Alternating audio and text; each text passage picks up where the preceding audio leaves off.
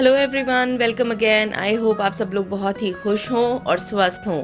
चलिए आज हम बात करते हैं इस साल होने वाली सारी पूर्णिमाओं की और उनकी जो बेसिक जानकारी है उसके बारे में कि उनके साथ कौन सी कथाएं रिलेटेड हैं और उस दिन क्या करना चाहिए। पूर्णिमा का दिन हिंदू पौराणिक कथाओं में अत्यधिक महत्व रखता है। यह दिन कई पौराणिक कथाओं, धार्मिक अनुष्ठानों, आध्यात्मिक अभ्यासों से जुड़ा हुआ है। हम विभिन्न पौराणिक कथाओं में पूर्णिमा के महत्व को विस्तार से जानेंगे। इस दिन चंद्रमा की किरणें बहुत ही शक्तिशाली होती हैं। पूर्णिमा का दिन भगवान विष्णु, देवी लक्ष्मी और चंद्रमा की पूजा के लिए समर्पित होता है। इस दिन भक्त सुबह से शाम तक व्रत रखते हैं और चंद्रमा को अर्घ देने के बाद ही अपना व्रत खोलते हैं। पूर्णिमा के दिन सत्यनारायण जी की पूजा का भी विधान है। ऐसा कहा जाता है कि इस दिन पूजा पाठ करने से 2 गुना फलों की प्राप्ति होती है, साथ ही घर में सुख और समृद्धि का वास होता है। ऐसा कहा जाता है कि पूर्णिमा के दिन धन की देवी लक्ष्मी जी की पूजा अर्चना करने और उनके मंत्रों का जाप करने से कभी धन धान्य की कमी नहीं रहती और आर्थिक तंगी से छुटकारा भी मिलता है। तो आइए शुरुआत करते हैं 13 जनवरी 2025 को पड़ने वाली पहली पूर्णिमा यानी कि पौष पूर्णिमा, जिसे शाकंभरी पूर्णिमा भी कहा जाता है, जो कि सोमवार को पड़ने वाली है। पौष पूर्णिमा माघ स्नान की शुरुआत के लिए एक महत्वपूर्ण दिन है, जो पवित्र नदियों में एक अनुष्ठानिक स्नान है। पुराणों के अनुसार इस अवधि के दौरान स्नान करना पापों को धोता है और आध्यात्मिक पुण्य लाता है। भगीरथ की कथा, जिन्होंने अपने पूर्वजों को शुद्ध करने के लिए गंगा को पृथ्वी पर लाया था, इस प्रथा से जुड़ी हुई है।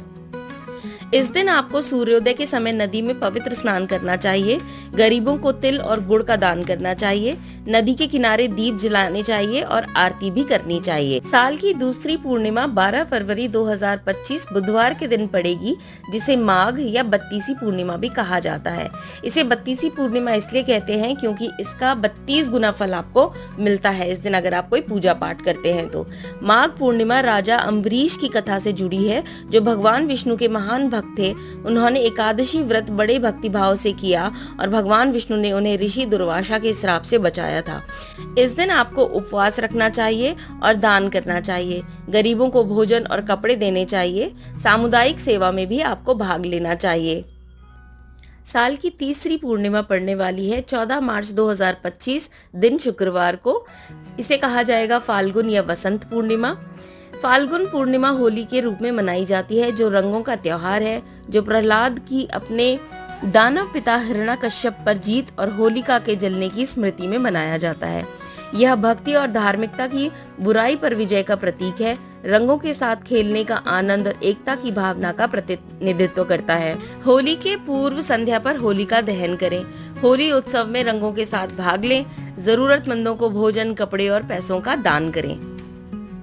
साल की चौथी पूर्णिमा 12 अप्रैल 2025 दिन शनिवार को मनाई जाएगी, जिसे चैत्र पूर्णिमा या हनुमान जयंती भी कहते हैं। चैत्र पूर्णिमा हनुमान जी के जन्म का दिन है, जो भगवान राम के समर्पित भक्त थे। रामायण के अनुसार हनुमान जी का जन्म अंजना और केसरी से हुआ था और उनका जन्म भगवान शिव का वरदान था। इस दिन यह माना जाता है कि हनुमान जी ने अपनी अत्यधिक शक्ति और भक्ति का प्रदर्शन किया जब उन्होंने सूर्य को एक पका हुआ फल समझकर एक छलांग लगाई। यह दिन साहस, शक्ति और अटूट भक्ति का प्रतीक है। इस दिन आपको हनुमान चालीसा का 108 बार पाठ करना चाहिए। जरूरतमंदों को लाल वस्त्र और मिठाई का दान करना चाहिए। हनुमान जी को सिंदूर और चमेली का तेल अर्पित करना चाहिए, इससे आपको फायदा होगा। साल की अगली पूर्णिमा पड़ेगी 12 मई 2025 सोमवार के दिन, जिसे कि वैशाख या बुद्ध पूर्णिमा भी कहा जाता है, जो गौतम बुद्ध के जन्म, ज्ञान और निवारण का प्रतीक है। सिद्धार्थ लुम्बिनी में जन्मे उन्होंने सत्य और ज्ञान की खोज में अपना राजसी जीवन त्याग दिया। बोध गया में बोधि वृक्ष के नीचे उन्होंने ज्ञान प्राप्त किया और बुद्ध बने। यह दिन बौद्धों और हिंदुओं दोनों के लिए ही ज्ञान और आध्यात्मिक जागरूकता का दिन है। इस दिन आपको मेडिटेशन करना चाहिए, सचेतन का अभ्यास करना चाहिए, भिक्षुओं और गरीबों को भोजन और कपड़े दान करने चाहिए, मंदिरों में दीपक जलाने चाहिए और शांति के लिए प्रार्थना करनी चाहिए। साल की अगली पूर्णिमा बुधवार के दिन 11 जून 2025 को पड़ेगी, जिसे कि ज्येष्ठ या फिर सावित्री पूर्णिमा भी कहा जाता है। ज्येष्ठ पूर्णिमा सावित्री और सत्यवान की कथा से जुड़ी है। सावित्री एक समर्पित पत्नी अपने पति सत्यवान के साथ मृत्यु में भी गई। जब यम मृत्यु के देवता सत्यवान की आत्मा को लेने आए तो सावित्री की अटूट भक्ति और बुद्धिमत्ता ने यम को प्रभावित किया, जिससे उन्होंने सत्यवान के जीवन को बहाल किया। यह दिन भक्ति की शक्ति और विवाह की पवित्रता पर जोर देता है। इस दिन सूर्योदय से सूर्यास्त तक उपवास रखें, बरगद के पेड़ के नीचे प्रार्थना करें और उसके चारों ओर एक पवित्र धागा बांधें, गरीबों को दान दें और ज़रूरतमंदों की मदद करें। साल की अगली पूर्णिमा बृहस्पतिवार के दिन 10 जुलाई 2025 को होगी। आषाढ़ पूर्णिमा, जिसे गुरु पूर्णिमा भी कहा जाता है, आध्यात्मिक शिक्षकों और गुरुओं को समर्पित है। ऐसा माना जाता है कि महर्षि व्यास, महाभारत के लेखक, का जन्म इसी दिन हुआ था। व्यास ने वेदों का संकलन करने और पुराणों की रचना करने में महत्वपूर्ण भूमिका निभाई। यह दिन ज्ञान और गुरु शिष्य परंपरा के महत्व का प्रतीक है। इस दिन आपको अपने गुरु या आध्यात्मिक शिक्षक का सम्मान करना चाहिए। मंदिर में फल और मिठाइयाँ अर्पित करनी चाहिए। पुस्तकें और पढ़ाई लिखाई से जुड़ी सामग्री भी दान कर सकते हैं। साल की अगली पूर्णिमा दिन शनिवार को पड़ेगी 9 अगस्त 2025, जिसे कि श्रावण या फिर राखी की पूर्णिमा भी कहा जाता है।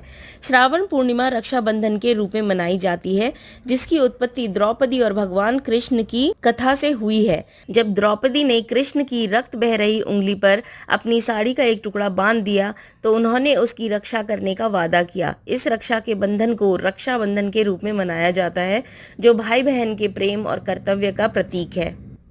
इस दिन आप राखी बांधने की रस्में निभाएं, भगवान विष्णु से प्रार्थना करें और उनका आशीर्वाद लें। गरीबों को भोजन और कपड़े दान करें। साल की अगली पूर्णिमा पड़ेगी रविवार के दिन 7 सितंबर 2025, जिसे कि भाद्रपद या श्राद्धी पूर्णिमा भी कहा जाता है। भाद्रपद पूर्णिमा पितृपक्ष की शुरुआत का प्रतीक है, जो पूर्वजों को समर्पित एक अवधि है। कथाओं के अनुसार महाभारत के योद्धा कर्ण को अपने जीवन काल में भोजन न दान करने के कारण परलोक में भोजन से वंचित कर दिया गया था। अपनी गलती का एहसास होने पर कर्ण ने अनुष्ठान किए और भोजन दान किया। यही कारण है कि इस अवधि को पूर्वजों के लिए अर्पण करने के लिए शुभ माना जाता है। इस दिन आपको पूर्वजों के लिए श्राद्ध का अनुष्ठान करना चाहिए, उनके नाम पर भोजन और कपड़े दान करने चाहिए, गायों और पक्षियों को खाना खिलाना चाहिए। साल की अगली पूर्णिमा मंगलवार के दिन 7 अक्टूबर 2025 को पड़ने वाली है, जिसे कि अश्विन या फिर शरद पूर्णिमा भी कहा जाता है। अश्विन पूर्णिमा को शरद पूर्णिमा के नाम से मनाया जाता है, जो भगवान कृष्ण के गोपियों के साथ दिव्य रासलीला से जुड़ी है।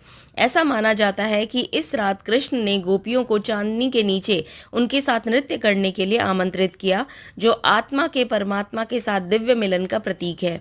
यह रात दिव्य संगीत और आनंद से भरी होती है, जो आध्यात्मिक आनंद का प्रतिनिधित्व करती है। इस दिन आपको चंद्रमा को खीर चढ़ानी चाहिए और इसका प्रसाद भी विस्तृत करना चाहिए। कृष्ण भजनों का पाठ करें और रास लीला करें। गरीबों को सफेद कपड़े और भोजन दान भी करना चाहिए। साल की अगली पूर्णिमा बुधवार के दिन 5 नवंबर 2025 को होगी, जिसे कि कार्तिक या त्रिपुरी पूर्णिमा कहा जाता है। कार्तिक पूर्णिमा को देव दीपावली के रूप में मनाया जाता है, जो भगवान शिव की राक्षस त्रिपुरासुर पर विजय का प्रतीक है। कहा जाता है कि देवताओं ने इस विजय को दीप जलाकर मनाया, इसलिए इसका नाम देव दीपावली पड़ा। यह दिन तुलसी के पौधे और भगवान विष्णु की कथा से भी जुड़ा हुआ है, जो पवित्रता और भक्ति का प्रतीक है। इस दिन सुबह जल्दी नदी में पवित्र स्नान करें। मंदिरों और घरों में मिट्टी के दीपक जलाएं। मंदिर में तेल और दीपक का दान करें, यह आपके लिए बहुत फायदा लाएगा। साल की आखिरी पूर्णिमा बृहस्पतिवार के दिन 4 दिसंबर 2025 को होगी, जिसे मार्गशीर्ष पूर्णिमा कहा जाता है। मार्गशीर्ष पूर्णिमा भगवान दत्तात्रेय को समर्पित है, जो त्रिदेव ब्रह्मा, विष्णु और शिव के अवतार है। ऐसा माना जाता है कि दत्तात्रेय, जो अनुसुईया और अत्रि के पुत्र थे, एक तपस्वी के रूप में भ्रमण करते थे और वेदों के सिद्धांतों का उपदेश देते थे। यह दिन ज्ञान और आध्यात्मिक बुद्धिमत्ता की खोज पर जोर देता है। इस दिन आपको दत्तात्रेय स्तोत्र का पाठ करना चाहिए, प्रार्थना करनी चाहिए, ब्राह्मणों को भोजन और कपड़े दान देने चाहिए, चैरिटी के काम करें और ज़रूरतमंदों की मदद भी करें। जो लोग भी पूर्णिमा का व्रत रखते हैं, उनके लिए कुछ नियम ज़रूरी हैं, जैसे कि सुबह जल्दी उठकर स्नान करना, किसी पवित्र नदी में डुबकी लगाना, पीले रंग के कपड़े पहनना, भगवान विष्णु और देवी लक्ष्मी की पूजा करना, चंद्रमा को अर्घ देना, चंद्रमा की रोशनी में बैठकर भजन कीर्तन करना, सात्विक भोजन करना, रात को चंद्रमा को अर्घ देने के बाद ही भोजन करना, अगले दिन सुबह जल्दी उठकर ब्रह्म मुहूर्त में भोजन करना। साथ ही यह भी ध्यान देने वाली बात है कि पूर्णिमा का व्रत करने पर अलग अलग कथाएं भी पढ़नी पड़ती हैं। आई होप आपको ये जानकारी अच्छी लगी हो और आप सारे के सारे पूरे 12 पूर्णिमा के व्रत अभी से प्लान कर सकते हैं। मिलते हैं अगले वीडियो में, तब तक के लिए take care and be blessed.